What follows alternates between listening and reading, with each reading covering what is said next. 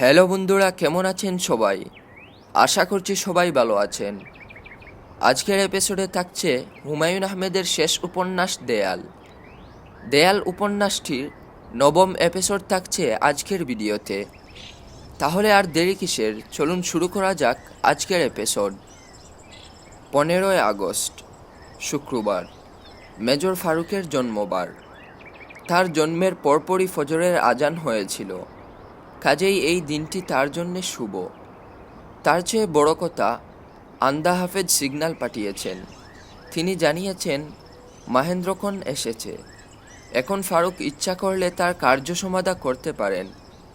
আন্দা হাফেজ তার মঙ্গলের জন্যে একটি তাবিজও পাঠিয়েছেন। তাবিজ ফারুকের কাছে পৌঁছানো যায়নি। আল্লাহ পাকের একটি বিশেষ নামও তিনি ফারুককে জানিয়েছেন। সারাক্ষণ এই নাম জপলে ফারুক থাকবে বিপদমুক্ত। নামটা হলো ইয়া মুআখির। এর অর্থ হে পরিবর্তনকারী। ফারুকের স্ত্রী ফরিদা কুরআন শরীফ নিয়ে জায়নামাজে বসেছেন। শুভ সংবাদ না পাওয়া পর্যন্ত তিনি কোরআন পাঠ করেই যাবেন। ফজরের আজান হচ্ছে। মেজর ফারুকের ট্যাঙ্কবহর বের হয়েছে। হরিদাসের চুল কাটার দোকান সুবাহানবাগে। তার দোকানের একটু সামনেই ধানমন্ডি 32 নম্বর রোডের মাথা। সঙ্গত কারণেই হরিদাস তার সেলুনের সাইনবোর্ড টানিয়ে রেখেছেন, শেখের বাড়ি যেই পথে, আমার সেলুন সেই পথে। সাইনবোর্ডের লেখা পথচারীদের দৃষ্টি আকর্ষণ করে, তবে হরিদাস পথচারীদের জন্য এই সাইনবোর্ড টানায়নি।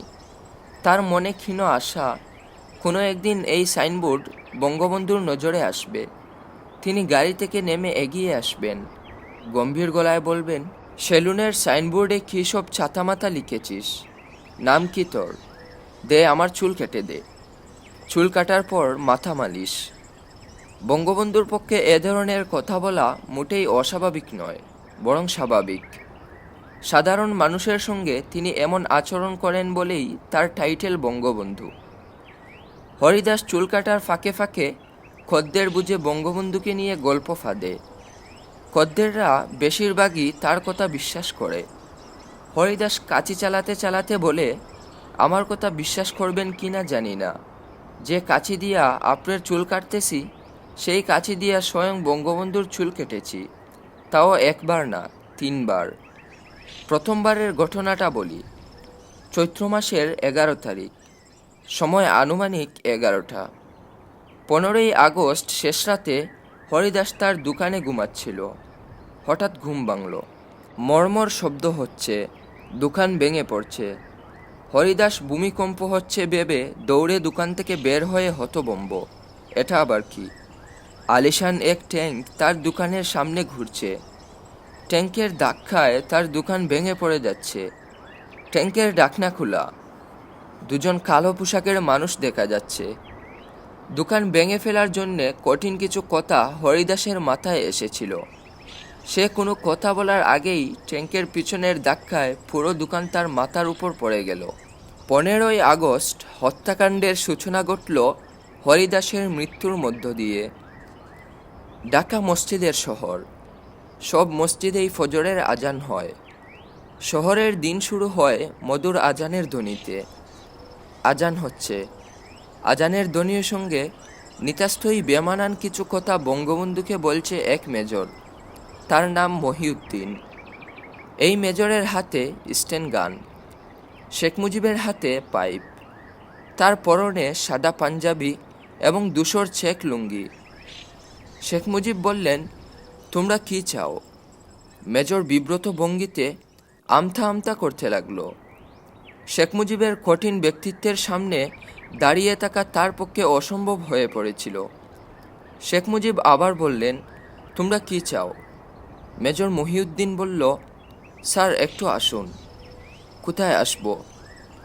মেজর আবারও আমতা আমতা করে বলল, স্যার একটু আসুন। শেখ মুজিব বললেন, তোমরা কি আমাকে খুন করতে চাও? পাকিস্তান সেনাবাহিনী যে কাজ করতে পারেনি সে কাজ তোমরা করবে? একসময় স্বয়ংক্রিয় অস্ত্র হাতে ছুটে এলো মেজর নূর। শেখ মুজিব তার দিকে ফিরে তাকানোর আগেই সে ব্রাশ ফায়ার করল।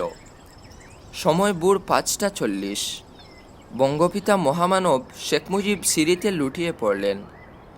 তখন বঙ্গবন্ধুর হাতে তার প্রিয় পাইপ। ৩২ নম্বরের বাড়িটিতে কিছুক্ষণের জন্যে নরকের দরজা খুলে গেল।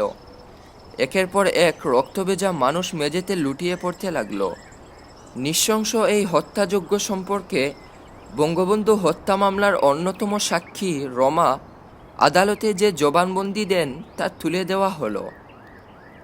বঙ্গবন্ধুর বাড়ির কাজের ছেলে আব্দুর রহমান শেখ ওরফে রমার জবানবন্দি। আমি 1969 সালে কাজের লোক হিসাবে বঙ্গবন্ধুর বাড়িতে আসি। 1975 সালের 15ই আগস্ট ভোর 5টায় বঙ্গবন্ধু নিহত হন। তখন আমি বঙ্গবন্ধুর বাড়িতে থাকতাম। ওই দিন অর্থাৎ ঘটনার দিন রাত্রে আমি এবং সেলিম দোতলার বঙ্গবন্ধুর বেডরুমের সামনে বারান্দায় ঘুমিয়েছিলাম। আনুমানিক ভোর 5টার দিকে হঠাৎ বেগম মুজিব দরজা খুলে বাইরে আসেন এবং বলেন যে শেরনিয়াবাতের বাসায় দুষ্কৃতকারীরা আক্রমণ করেছে। ওই দিন 3 তলায় শেখ কামাল এবং তার স্ত্রী সুলতানা ঘুমিয়েছিলেন। ওই দিন শেখ জামাল ও তার স্ত্রী রুজি এবং ভাই শেখ নাসের দোতলায় ঘুমিয়েছিলেন। বঙ্গবন্ধু ও তার স্ত্রী এবং শেখ রাসেল দোতলায় একই রুমে ঘুমিয়েছিলেন। নিচতলায় প্রিয় মাহিতুল ইসলাম সহ অন্যান্য কর্মচারীরা ছিলেন। বেগম মুজিবের কথা শুনে আমি তাড়াতাড়ি লেকের পাড়ে যেয়ে দেখি কিছু আর্মি গুলি করতে করতে আমাদের বাড়ির দিকে আসিতেছে। তখন আমি আবার বাসায় ঢুকি এবং দেখি রিসেপশন রুমে বঙ্গবন্ধু তার সাথে কথা বলতেছেন। আমি পিছনের সিঁড়ি দিয়ে দোতলায় এসে দেখি বেগম মুজিব দোতলায় ছুটাছুটি করছে।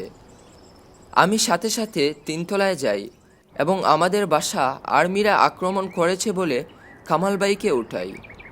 কামালবাই তাড়াতাড়ি একটা প্যান্ট ও শার্ট পরে নিচের দিকে যায়। আমি তার স্ত্রী সুলতানাকে নিয়ে দোতলায় আসি। দোতলায় গিয়ে একইভাবে আমাদের বাসা আর্মিরা আক্রমণ করেছে বলে কামালবাইকে উঠাই। তিনি তাড়াতাড়ি প্যান্ট শার্ট পরে তার মায়ের রুমে যান, সাথে তার স্ত্রীও যান। এই সময় খুব গোলাগুলি হচ্ছিল। এক পর্যায়ে কামালবাইয়ের আর্তচিৎকার শুনতে পাই। একই সময় বঙ্গবন্ধু দোতলায় আসিয়া রুমে ঢুকেন এবং দরজা বন্ধ করে দেন। প্রচণ্ড গোলাগুলি একসময়ে বন্ধ হয়ে যায়। তারপর বঙ্গবন্ধু দরজা খুলে আবার বাইরে এলে আর্মিরা তার বেডরুমের চারপাশে তাহাকে ঘিরে ফেলে। আমি আর্মিদের পিছনে ছিলাম। আর্মিদের লক্ষ্য করে বঙ্গবন্ধু বললেন, তোরা কি চাস? কোথায় নিয়ে যাবি আমাকে? তারা বঙ্গবন্ধুকে তখন সিঁড়ির দিকে নিয়ে যাচ্ছিল। সিঁড়ির 2 বা 3 ধাপ নামার পরে নিচের দিক হতে অনেক আর্মি বঙ্গবন্ধুকে গুলি করে।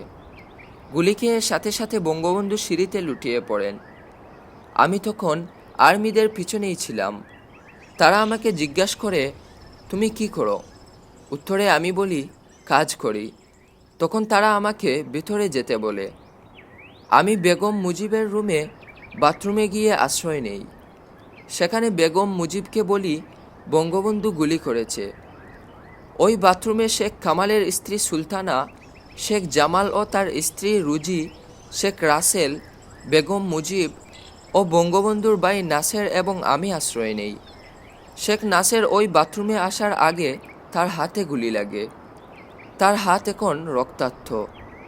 বেগম মুজিব শাড়ির আঁচল ছিঁড়ে তার রক্ত মুছেন। এরপর আর্মিরা আবার দোতলায় আসে এবং দরজা পিটাতে থাকলে বেগম মুজিব দরজা খুলতে যান এবং বলেন, মরলে সবাই একসাথেই মরব। এই বলে বেগম মুজিব দরজা খুললে আর্মিরা রুমের ভিতরে ঢুকে পড়ে এবং শেখ নাসের, শেখ রাসেল, বেগম মুজিব এবং আমাকে নিচের দিকে নিয়ে আসিল। তখন সিঁড়িতে বেগম মুজিব বঙ্গবন্ধুর লাশ দেখে বলেন, আমি যাব না, আমাকে এখানেই মেরে ফেলো। এই কথার পর আর্মিরা তাকে দোতলায় তার রুমের দিকে নিয়ে যায়। একটু পরেই ওই রুমে গুলির শব্দসহ মেয়েদের আর্তচিৎকার শুনতে পাই। আর্মিরা নাসের, রাসেল ও আমাকে নিচতলায় এনে লাইনে দাঁড় করায়। সেখানে সাদা পোশাকের একজন পুলিশের লাশ দেখি। নিচে নাসেরকে লক্ষ্য করে জিজ্ঞেস করে, তুমি কে? তিনি শেখ নাসের বলে পরিচয় দিলে তাহাকে নিচতলায় বাথরুমে নিয়ে যায়। একটু পরেই গুলির শব্দ ও তার মা গো বলে আর্তচিৎকার শুনতে পাই। শেখ রাসেল মার কাছে যাব বলে তখন কান্নাকাটি করছিল এবং পিও মাহিতুল ইসলামকে ধরে বলছিল, ভাই আমাকে মারবেন না তো। এমন সময় একজন আর্মি তাহাকে বলল, চলো তোমার মায়ের কাছে নিয়ে যাই। এই বলে তাহাকে দোতলায় নিয়ে যায়। একটু পরেই কয়েকটি গুলির শব্দ ও আর্তচিৎকার শুনতে পাই। লাইনে দাঁড়ানো অবস্থায় সেলিমের হাতে এবং পেটে 2টি গুলির জখম দেখলাম। এরপর দেখলাম কালো পোশাক পরিহিত আর্মিরা আমাদের বাসার সব জিনিসপত্র লুট করে নিয়ে যাচ্ছে। তখন ডিএসপি নুরুল ইসলাম এবং পিও মাহিতুল ইসলামকে আহত দেখি। এরপরে আমাদের বাসার সামনে একটা ট্যাঙ্ক আসে। ট্যাঙ্ক হতে কয়েকজন আর্মি নেমে ভিতরের আর্মিদের লক্ষ্য করে জিজ্ঞেস করে, ভেতরে কে আছে? উত্তরে ভেতরের আর্মিরা বলে, অল আর ফিনিশড। অনুমান বেলা 12টার দিকে আমাকে ছেড়ে দিবার পর আমি প্রাণ বয়ে আমার গ্রামের বাড়ি টুঙ্গিপাড়া চলে যাই। স্বাক্ষর আব্দুর রহমান শেখ, রমা। মন্ত্রী শেরনিয়াবত, যিনি হচ্ছেন বঙ্গবন্ধুর ভগ্নিপতি, এবং শেখ মনি, বঙ্গবন্ধুর ভাগ্নে, তাদের বাড়িও একই সঙ্গে আক্রান্ত হলো। সেখানেও রক্তগন্ধা। শেখ মনি মারা গেলেন তার অন্তঃসত্ত্বা স্ত্রীর সঙ্গে। পিতামাতার মৃত্যুদৃশ্য শিশু তাপস দেখল কাঠের নিচে বসে। এই শিশুটি তখন কী ভাবছিল? ক্যাবিনেট মন্ত্রী শেরনিয়াবত মারা গেলেন তার 10-15 বছরের 2 কন্যা, 11 বছর বয়সী এক পুত্র এবং মাত্র 5 বছর বয়সী এক নাতনির সঙ্গে। কাদের মোল্লা রোজ ফজরের নামাজ আদায় করে তার চায়ের দোকান খুলে। আজও তাই করেছে। কেরোসিনের চুলা ধরিয়ে চায়ের কেতলি বসিয়েছে। তখনই সামরিক পোশাক পরা একজন দৌড়ে এসে কাদের মোল্লার দোকানের সামনে হুমড়ি খেয়ে পড়ে গেলেন। রক্তে তার পোশাক ভিজা। তিনি পেটের কাছে কী যেন ধরে আছেন। হতভম্ব কাদের মোল্লা ভীত গলায় বলল, আপনি কে? সেনা কর্মকর্তা ক্ষীণ গলায় বললেন, আমার স্ত্রীকে এই জিনিসটা পৌঁছে দিতে পারবে? তোমাকে তার জন্যে 2000 টাকা দেব। আমার মানিব্যাগে 2000 টাকা আছে। কাদের মোল্লা বলল, অবশ্যই পারব। জিনিসটা কি? সেনা কর্মকর্তা তার উত্তর দিতে পারলেন না। তার মুখ থেকে শাঁসা আওয়াজ বের হতে লাগল। এই সেনা কর্মকর্তা আমাদের পরিচিত। তিনি মেজর ফারুকের ঘনিষ্ঠজন, সুবেদার মেজর ইশতিয়াক। তিনি পেটের কাছে যে জিনিসটা ধরে আছেন তা হলো বঙ্গবন্ধুর বাড়ি থেকে চুরি করে আনা 40 ভরি সোনার নৌকা। নিচে লেখা, আদমজি শ্রমিক লীগের উপহার। কাদের মোল্লা সোনার নৌকা ও মানিব্যাগ নিয়ে সেই দিনই দেশের পথে রওনা হলো। আনন্দ ও উত্তেজনায় তার শরীর কাঁপছে। বাইরে থেকে দেখি অবশ্যই মনে হচ্ছে তার শ্বাসকষ্ট হচ্ছে। মুখ হা করা। সে মুখ দিয়ে বড় বড় শ্বাস নিচ্ছে। তার হাতে চটের ব্যাগ। এই ব্যাগে সোনার নৌকা ও মানিব্যাগ। চটের ব্যাগ কোথাও রেখে কাদের মোল্লা শান্তি পাচ্ছে না। একবার খুলে রাখছে, একবার বুকের কাছে জড়িয়ে ধরে আছে। বাসে কাদেরের ডান পাশে বসা যাত্রী বলল, আপনার ব্যাগে কি? কাদের মোল্লা চোখ গরম করে বলল, আমার ব্যাগে কি তা দিয়া আপনার প্রয়োজন কি? রাগেন কি জন্যে? ব্যাগ নিয়ে চাপাচাপি করতেছেন, এই জন্যে জিগাইলাম। কাদের মোল্লা বলল, চুপ, ঘুষি দিয়া নাকশা ফাটাইয়া দেব। ঘুষি দিয়া দেখেন। কাদের মোল্লা প্রচণ্ড ঘুষি দিয়ে সহযাত্রীর নাক ফাটিয়ে ব্যাগ নিয়ে চলন্ত বাস থেকে লাফ দিয়ে নেমে পড়ল। সকাল 7টা। বাংলাদেশ বেতার ঘন ঘন একটি বিজ্ঞপ্তি প্রচার করছে। উল্লসিত গলায় একজন বলছে, আমি ডালিম বলছি। স্বৈরাচারী মুজিব সরকারকে এক সেনা অভ্যুত্থানের মাধ্যমে উৎখাত করা হয়েছে। সারা দেশে মার্শাল ল জারি করা হলো। দেশ থমকে দাঁড়িয়েছে। কি হচ্ছে কেউ জানে না, কি হতে যাচ্ছে তাও কেউ জানে না। মানুষের আত্মার মতো দেশেরও আত্মা থাকে। কিছু সময়ের জন্যে বাংলাদেশের আত্মা দেশ ছেড়ে গেল। মেজর জেনারেল জিয়া বঙ্গবন্ধু হত্যার খবর শুনে নির্বিকার ভঙ্গিতে বললেন, প্রেসিডেন্ট নিহত, তাতে কি হয়েছে? ভাইস প্রেসিডেন্ট তো আছে, কনস্টিটিউশন যেন ঠিক থাকে। বঙ্গবন্ধুর অতি কাছের মানুষ, তার রাজনৈতিক সচিব তুফায়েল আহমেদ বসে আছেন রক্ষী বাহিনীর সদর দপ্তর সাভারে। আতঙ্কে তিনি অস্থির। রক্ষী বাহিনী আত্মসমর্পণ করায় তাকে নিয়ে পড়েছে। তারা বারবার জানতে চাচ্ছে তুফায়েল আহমেদকে নিয়ে কি করবে। বঙ্গবন্ধুকে রক্ষার দায়িত্বে নিয়োজিত রক্ষী বাহিনী জিম ধরে বসে আছে। একসময় সাহসী তেজি ছাত্রনেতা তুফায়েল আহমেদও জিম ধরে আছেন। শুরু হয়েছে জিম ধরার সময়। রাস্তায় মিছিল বের হয়েছে।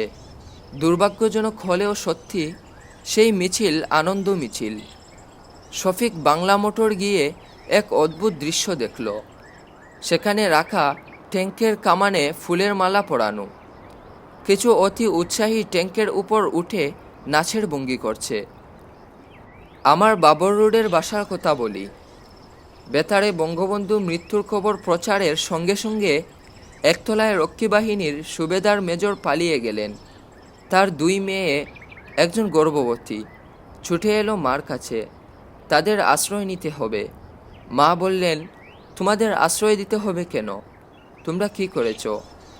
তারা কাঁদো কাঁদো গলায় বলল, খালাম্মা, এখন পাবলিক আমাদের মেরে ফেলবে।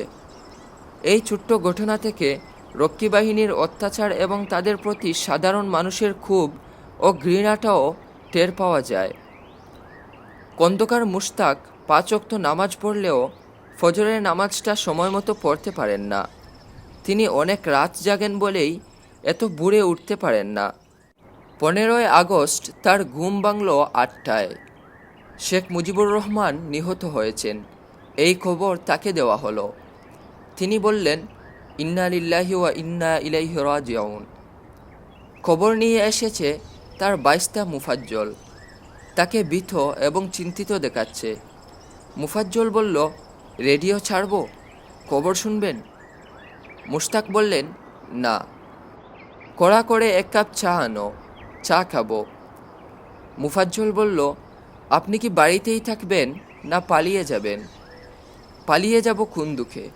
আমি অপরাধ কী করেছি? সদর দরজায় কি তালা লাগাইয়া রাখবো? না, সদর দরজা থাকবে খোলা। তুমি নিজে সেখানে টুল পেতে বসে থাকবে। আমার সঙ্গে কেউ দেখা করতে চাইলে তাকে সম্মানের সঙ্গে নিয়ে আসবে। কে আসবে দেখা করতে? মুশতাক এই প্রশ্নের জবাব না দিয়ে বাথরুমে ঢুকলেন। পরিস্থিতি সামলানোর জন্যে কিছু সময় নিজেকে বিচ্ছিন্ন করে রাখা দরকার। বাথরুম হলো নিজেকে বিচ্ছিন্ন করে রাখার জন্যে আদর্শ স্থান। তিনি অজু করে বাথরুম থেকে বের হলেন। ফজরের নামাজ আদায় করলেন। আল্লাহ পাকের কাছে নিজের নিরাপত্তা চেয়ে 2 রাকাত নফল নামাজ শেষ করে নিয়ামতুল কোরআন নিয়ে বসলেন। আল্লাহ পাকের 99 নাম পাঠ করে আজকের দিন শুরু করবেন। ইয়া আল্লাহু, হে আল্লাহ। ইয়া রহমানু, হে করুণাময়। ইয়া রহিমু, হে পরম দয়ালু। ইয়া মালিকু, হে প্রভু। ইয়া কুদ্দুসু, হে পবিত্রতম। ইয়া সালামু, হে শান্তিদানকারী। ইয়া সালামু পড়ার পরপরই বিকট গড় গড় শব্দ শোনা যেতে লাগল। মুশতাক তার 3 তলার শোবার ঘরে জানালার দিকে তাকালেন। তার কলিজা শুকিয়ে গেল। বিকট দর্শন এক ট্যাঙ্ক তার বাড়ির সামনে। ট্যাঙ্কের কামান তার শোবার ঘরের দিকে তাক করা। ঘটনা কি? ট্যাঙ্ক কেন? এতদিন যা শুনে এসেছেন তার সবই কি ভুয়া? ট্যাঙ্কের গোলার আঘাতে তাকে মরতে হবে? ট্যাঙ্ক কোনো শান্তির পতাকাবাহী যুদ্ধযান না। ও কারণেই কেউ নিশ্চয়ই তার বাড়ির সামনে ট্যাঙ্ক বসাবে না। সিঁড়িতে বুটজুতার শব্দ হচ্ছে। খন্দকার মুশতাক একমনে দোয়ায়ে ইউনুস পড়তে লাগলেন। এই দোয়া পাঠ করে ইউনুস নবী মাছের পেট থেকে মুক্তি পেয়েছিলেন। তার বিপদ ইউনুস নবীর চেয়েও বেশি। দরজা খুলে মেজর রশিদ ঢুকলেন। তার হাতে স্টেনগান। তার পিছনে 2 জন সৈনিক, তাদের হাতেও স্টেনগান। সৈনিক 2 জন স্টেনগান মুশতাকের দিকে তাক করে আছে। মুশতাক নিশ্চিত মৃত্যু ভেবে আল্লাহ পাকের কাছে তওবা করলেন। মেজর রশিদ বললেন, স্যার চলুন। মুশতাক বললেন, কোথায় যাব? প্রেসিডেন্টের দায়িত্বভার গ্রহণ করবেন। প্রথমে রেডিও স্টেশনে যাবেন, জাতির উদ্দেশ্যে ভাষণ দেবেন। ট্যাঙ্ক এসেছে কেন? প্রেসিডেন্টের মর্যাদা রক্ষার জন্যে ট্যাঙ্ক এসেছে। মুশতাক বললেন, শুক্রবারে আমি জুম্মার নামাজের আগে কোনো কার্যক্রম করি না। দায়িত্ব যদি গ্রহণ করতে হয় জুম্মার নামাজের পর। মেজর রশিদ কঠিন গলায় বললেন, আপনাকে আমি নিতে এসেছি, আপনি আমার সঙ্গে যাবেন। অর্থহীন কথা বলে নষ্ট করার মতো সময় আমার নেই। মুশতাক বললেন, অবশ্যই, তবে আমাকে কিছু সময় দিতে হবে। আপনাকে কোনো সময় দেওয়া হবে না, কাপড় চেঞ্জ করার সময় দিতে হবে। আমি নিশ্চয়ই লুঙ্গি আর সেন্ডো গেঞ্জি পরে প্রেসিডেন্ট হিসাবে শপথ নেব না। সকাল 11:45 খন্দকার মুশতাক বেতারে ভাষণ দিলেন। তিনি আবেগমথিত গলায় বঙ্গবন্ধুর হত্যাকারীদের সূর্যস্থান আখ্যা দিলেন। মুশতাকের ভাষণের পর বঙ্গভবনে আনন্দ উল্লাস, খুলাখুলি, একে অন্যকে অভিনন্দনের পালা শুরু হয়ে গেল।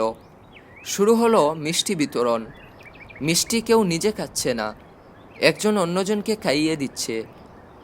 বঙ্গবন্ধুর মৃতদেহ তখনও তার 32 নম্বর বাড়িতে পড়ে আছে। সন্ধ্যাবেলা শফিক এসেছে রাধানাথ বাবুর কাছে। শফিকের বিপর্যস্ত ভঙ্গি দেখে তিনি ছোট্ট নিঃশ্বাস ফেললেন। শফিক কাঁদো কাঁদো গলায় বলল, এত বড় ঘটনা ঘটে গেল, আর কেউ প্রতিবাদ করল না, কেউ তার পাশেই দাঁড়ালো না। রাধানাথ বললেন, কেউ তার পাশে দাঁড়ায়নি এটা ঠিক না। খবর পেয়েছি ব্রিগেডিয়ার জামিল উদ্দিন আহমেদ বঙ্গবন্ধুকে রক্ষার জন্য ছুটে গিয়েছিলেন, গুলি খেয়ে মারা গেছেন। পুলিশের কিছু কর্মকর্তা বাধা দিয়েছিলেন, তারাও মারা গেছেন। শফিক বলল, কেউ তার পক্ষে রাস্তায় বের হয়ে কিছু বলবে না? রাধানাথ বললেন, তুমি কি রাস্তায় বের হয়ে কিছু বলেছ? তুমি যেহেতু বলনি, অন্যদের দোষ দিতে পারবে না। আমার কথা বুঝতে পেরেছ? জি। রাধানাথ বললেন, সাহস আছে রাস্তায় দাঁড়িয়ে চিৎকার করে বলার, মুজিব হত্যার বিচার চাই? শফিক বলল, আমার সাহস নেই, আমি খুবই ভীতু মানুষ, কিন্তু আমি বলবো। কাকে বলবে? আজ রাতেই বলবো। রাত 8টা। মনে হচ্ছে পরিস্থিতি স্বাভাবিক হয়ে আসছে। খন্দকার মুশতাকের নেতৃত্বে নতুন সরকার গঠিত হয়েছে। 3 বাহিনীর প্রধান নতুন সরকারের প্রতি আনুগত্য ঘোষণা করেছে। পুরনো মন্ত্রিসভার প্রায় সবাইকে নিয়েই নতুন মন্ত্রিসভা তৈরি হয়। নির্বাচিত সংসদ সদস্যরা যুক্ত হয়েছেন। আতাউল গনি উসমানী হয়েছেন প্রতিরক্ষা উপদেষ্টা। মনে হচ্ছে পুরনো আওয়ামী লীগই আছে, শুধু শেখ মুজিবুর রহমান নেই। আপসহীন জননেতা মাওলানা ভাসানী, যিনি 1 মাস আগেও বঙ্গবন্ধুকে পূর্ণ সমর্থন জানিয়েছিলেন, তিনিও নতুন সরকারকে সমর্থন জানালেন। 15ই আগস্ট রাত 9টার দিকে সরফরাজ খানের বাড়ির সামনের রাস্তায় এক যুবককে চিৎকার করতে করতে সড়কের এক মাথা থেকে আরেক মাথা পর্যন্ত যেতে দেখা গেল। সে চিৎকার করে বলছিল, মুজিব হত্যার বিচার চাই। যুবকের পিছনে পিছনে যাচ্ছিল ভয়ঙ্কর দর্শন একটি কালো কুকুর। সেই রাতে অনেকেই রাস্তার দুপাশের ঘরবাড়ির জানালা খুলে যুবককে আগ্রহ নিয়ে দেখছিল, সঙ্গে সঙ্গে জানালা বন্ধও করে ফেলছিল। আচমকা এক আর্মির গাড়ি যুবকের সামনে এসে ব্রেক করল। গাড়ির ভেতর থেকে কেউ একজন যুবকের মুখে টর্চ ফেলল। টর্চ সঙ্গে সঙ্গে নিভিয়ে ইংরেজিতে বলল, young man, go home, try to have some sleep. শফিককে এই উপদেশ যিনি দিলেন তিনি ব্রিগেডিয়ার খালেদ মুশাররফ। যান বাসায় যান। শফিক বলল, জি স্যার, যাচ্ছি। খালেদ মুশাররফ বললেন, আমি আপনাকে চিনি, অবন্তীদের বাসায় দেখেছি। আপনি অবন্তীর গৃহশিক্ষক? জি। গাড়িতে উঠুন। আপনি কোথায় থাকেন বলুন, আপনাকে পৌঁছে দেই। আমি হেঁটে যেতে পারবো, তাছাড়া আমার সঙ্গে এই কুকুরটা আছে, কুকুর নিয়ে আপনার গাড়িতে উঠব না। শফিক চলে যাচ্ছে, জিপ দাঁড়িয়ে আছে। খালেদ মুশাররফ সিগারেট ধরিয়ে অবন্তীর গৃহশিক্ষকের দিকে তাকিয়ে আছেন। শফিক বলল, স্যার যাই, আসসালামু আলাইকুম। খালেদ মুশাররফ বললেন, আপনি একজন সাহসী যুবক, আসুন আমার সঙ্গে হাত মেলান। সাহসী মানুষদের হাতের চামড়া থাকে মুলায়েম, আপনার হাতের চামড়া দেখি। খালেদ মুশাররফ অনেকক্ষণ শফিকের হাতে ধরে রইলেন। শফিকের হাতের চামড়া মুলায়েম না, কঠিন। রাত 12টার কিছু পরে চাদরে নাক মুখ ডেকে চানুবাই উপস্থিত হলেন পীর হাফেজ জাহাঙ্গীরের হুজরাখানায়। হাফেজ জাহাঙ্গীরের রাতের ইবাদত শেষ হয়েছে, তিনি ঘুমোতে যাচ্ছিলেন। চানুবাইকে দেখে এগিয়ে এলেন। চানু বললেন, পীর ভাই, রাতে থাকার জায়গা দেওয়া লাগে, বিপদে আছি। কি বিপদ? বঙ্গবন্ধু নাই, আমরা যারা তার অতি ঘনিষ্ঠ তারাও নাই। বাংলাদেশের পাবলিক হলো ব্রেইন ডিফেক্ট পাবলিক। যে কোনো একজন যদি বলে, ধরো ছানুরে ধরো, পাবলিক দৌড় দিয়ে আমারে ধরবে। আপনার টাকার ব্যবস্থা করছি। রাতের কানা কি খেয়েছেন? রাতের কানা কখন খাবো বলেন? দৌড়ের উপর আছি, কানার ব্যবস্থা করলে ভালো হয়। আরেকটা কথা, সারফরাজ খান সাহেব কি আছেন? আছেন, ভালো হয়েছে, উনাকে তার বিষয় সম্পত্তি বুঝিয়ে দেব। খান সাহেবকে আমি বড় ভাইয়ের মতো দেখি, শ্রদ্ধা করি।